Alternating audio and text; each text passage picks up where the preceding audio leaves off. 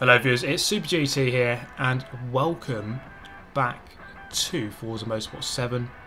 I'm driving one of the cars in the brand new Samsung QLED TV pack, whatever the hell it was called, I don't know. But it's called the Alfa Romeo Guilia. Here it is. Beautiful looking car. And we're driving it around Long Beach, which is, well, it's pretty bad track for Carnage.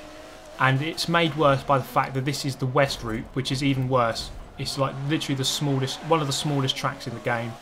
So not only will there be lots of carnage because of the walls and everything, but it's a short track, so we're going to lap people. So there's also the trouble of back markers. But as the title says, there will be a good race. There will actually be two good races. This isn't going to be a good one. This is an example of just your typical Forza day. So looking up into the roundabout, it's got very messy. One guy actually went onto the roundabout, and I'm going to slide massively. This car, plenty of power. It's actually quite hard to tame. I'm just going to get pummeled into the wall, absolutely ruthless from the Audi. No messing about from him. So turning sharp right. Now he's going to make contact. We're both going to make contact. It's quite frankly an absolute mess. I'm through in 4th place. But then finally, as we start the final lap of 10, so a 10-lap race around here, it's just going to last about 5 minutes in total. It's going to get very messy into the roundabout. Look at this, 3 abreast. The guy in the other Alfa not messing about at all. I think the moral of this race is simply don't give a fuck about your competitors and just basically be savage and just mow them down. Yeah, main story here. But then as I crossed the line, the finish line is right on that corner. My driver tire just drives that guy off. He was actually still racing because I was lapping him. Anyway, this is going to be a really good race. This was really good.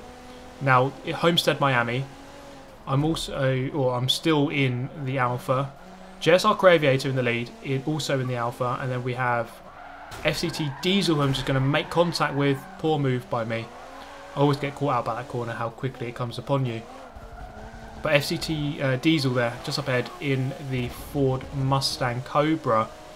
And it's going to be us 3 here who produce a really solid and good race. It's not actually often that you get a genuinely good race between a couple of good drivers plus me, I guess.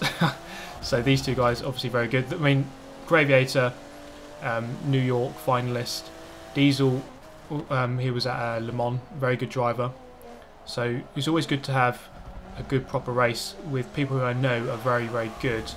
Now you can see I'm just going to get dropped slightly here, but we've already had the infield section. Now it turns out really that my tune here seems to be better orientated for straights, because I'm going to start slowly reeling them in, as you can see here.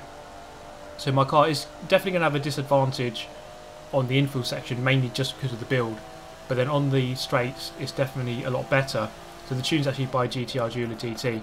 Now coming into the first corner, this first sweeping corner, I really enjoy it. Actually, I really enjoy Homestead-Miami. It's a really good track, and it's good to see it in multiplayer. In fact, VIR and Homestead, 2 of my actual favourite tracks on this game, and funny enough they were both the DLC tracks on Forza 6, so it's actually very good to see them both. So you see, once again, as we go into the infield section, this is going to be where my car has a big disadvantage. Well, not a big disadvantage, just a slight disadvantage, but I'm going to have a slight advantage on the straights. So the 2 guys up ahead battling, that's going to be Diesel through into 1st place. So a big slide coming onto this back straight. Now looking for the 200 board, I was actually a little bit conservative on my brakes, not quite sure exactly where to brake. But as the race progresses, we slowly get there with that corner. Just slowly learn exactly where to brake. Now, we're very close to Graviator here. He's still in the Alfa Giulia as well. So you can see here, clearly, we're in the same car, but clearly have a different tune because mine's a lot more powerful on the straight. So through the oval, I'm not actually going to maximise my speed through here. Probably could have got a little bit quicker because I was easily going past Graviator, but then he kind of somehow comes back at me. So obviously I wasn't going quite as quick as I could have done. Into the first corner, first sweeping corner, braking just before the change in tarmac. And we've just hit the apex of the second corner very nicely. You can run out onto the blue stuff if you have to. Now Diesel's going to take a very wide entry. You can see there, almost deja vu of lap 1 of me almost killing him, but luckily we just about managed to hold back in time into the infield section once again. So not too bad this time. I kind of learned to tame the throttle. If you just mash the throttle in this car or this tune, it will spin. So you do have to hold it back quite a lot. A little bit wide of the apex there, but it's not going to hold us back too much. It's going to slow us down through this corner. Just very gradual on the throttle and the steering, not getting any oversteer. So very good control through there. Looking for the 200 board. There it is, braking just on it.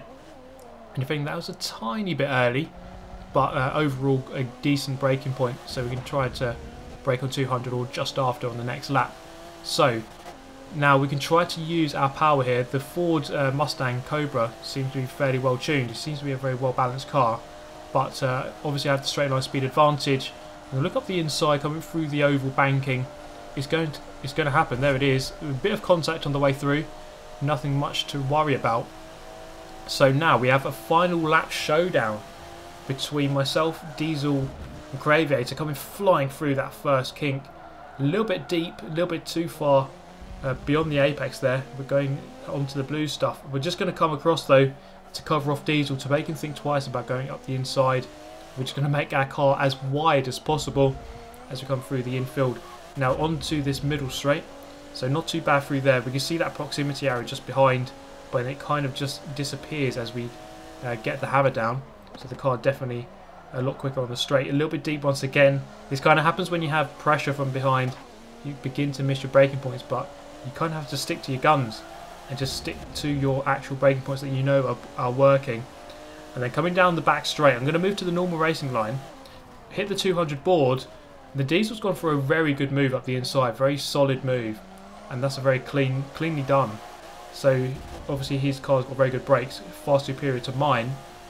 But now it's going to be a very exciting end to the race, because we know that my car has the straight line speed advantage. I'm going to pull back out to the outside, or sorry, to the inside. I don't even know my inside and outside anymore. And I'm just going to try and hem him in to the outside. So if he wants to go around the long way, then he can. But I'm not going to let him go up the inside, and it's going to happen. I'm going to win the race. So there it is, first place. It was actually a very, very good race overall. So I actually really had to concentrate for that one. Normally I'm not really concentrating too much, but that one really had to put it all in. And it turned out to be a very good result, very pleased with that. So I'm going to show you another good race. So we all stayed in this lobby. So Graviator and Diesel, we're all still in here.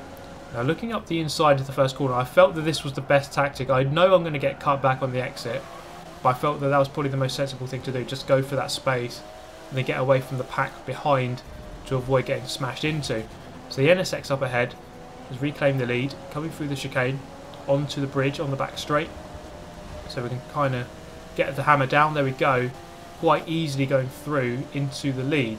Now this track isn't quite going to be the same as Homestead-Miami. Homestead-Miami has quite a lot of straights, so I'm not going to quite have the advantage I did in that previous race. So it's going to be a lot more difficult, especially once Diesel and Cravia to get through beyond that NSX. So all I can do here really is just try to lower my braking points and just take the corners as best I can before they do get through. Just make that gap as big as possible before they start to catch up. So the start of lap number 2, coming into the first corner, braking just as you enter the long right, and I've actually braked way too late there. But you can come back for a solid late apex, carry a lot of speed through. Now looking behind there is quite ominous.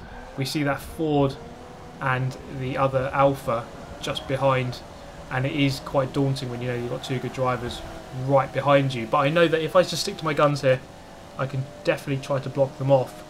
It's not too long a race, only 5 laps. But coming into the long right, I've braked way too late. Going to go way over on the excess tarmac there. And then I'm going to concede a position to Diesel. So Diesel up into the lead. I'm in second place now. Looking up the inside, trying to put him off, if anything. He's not going to be put off. He knows how to drive without getting put off. Now through the final chicane, bit of a slide. But hopefully now we can reel him in and overturn that position loss with the extra speed as we do. You see here, just gaining. It's not going to be enough though. The straight's just not long enough here at Prague. Coming to the first corner, we're going to look for the move though. But then Craviator is just going to come in out of nowhere and look for a move that wasn't really on. So we're both going to lose out as a result. So the two Alphas losing ground now to the Ford. You can see there he's just jumped a second or a second and a half away. So we're going to really have to put the hammer down. I've said the hammer down again. I need to stop saying that. We need to put the throttle down, if that's a better way to put it, and try to catch up, because again, it's not a long race. So with someone of his quality in the lead, it's not going to be easy to try and reel him in and catch him up in such a short space of time. So coming into the final chicane here, it's very easy to go deep into that one. You kind of have to spot the apex on the wall and then really go in early. So through the final chicane onto the back straight, also the main straight, we've got going to get the speed and speed deficit. The problem here is the straight simply isn't long enough. So I've definitely got a straight line speed advantage, but I can't make the most of it as much as I can at Homestead. So this really is a lesson. You have to choose the right tune for each track, or to choose the right car. I simply wanted to use this car because it's a new car in the game. So I was definitely going to use this car. That wasn't the question, but I could have perhaps used a different tune, one which had a bit better handling and perhaps a little bit better acceleration without all the sliding, with a bit of compromise for the top speed. But we've actually gained slightly on diesel, so we have had a bad lap 2 and 3, but lap 4 seems to be a good one. We have actually reeled him in slightly. Now this is a fairly short circuit. There is a possibility of back markers. That back markers can always play a part in an online race, especially as we've been going fairly quickly. We've been lapping very quickly so far. And actually looking at the map, they're only actually around this first corner. We're actually not that far away. It's only been 4 minutes and we're coming at actually close to lapping people already. Diesel's taken that first corner absolutely perfectly. Aviator's actually dropping a little bit behind. So that gap is actually opening up on both accounts, in front and behind. Onto the back straight, the bridge. So actually there is a back marker there now. Is he going to affect Diesel? I thought he was there, as the BRZ there moving across to the left hand side, and Diesel just slipping through. I've gained, perhaps just because of the straight line speed advantage, but then there's a guy just spun around there, Aston Martin facing the wrong way, and that's going to be the result there, unless this guy in the lead just wipes him out. And well, someone was trying to wipe me out there, that BRZ. Luckily I just looked behind and spotted it early enough, and I kind of braced myself for it, so I knew how to control the car as he hit me. But there we go, another good race. So 2 good races, actual good races, so it is actually possible in this game. I'd say on the whole though, the overall quality of the people in the game is worse than it was in Forza 6.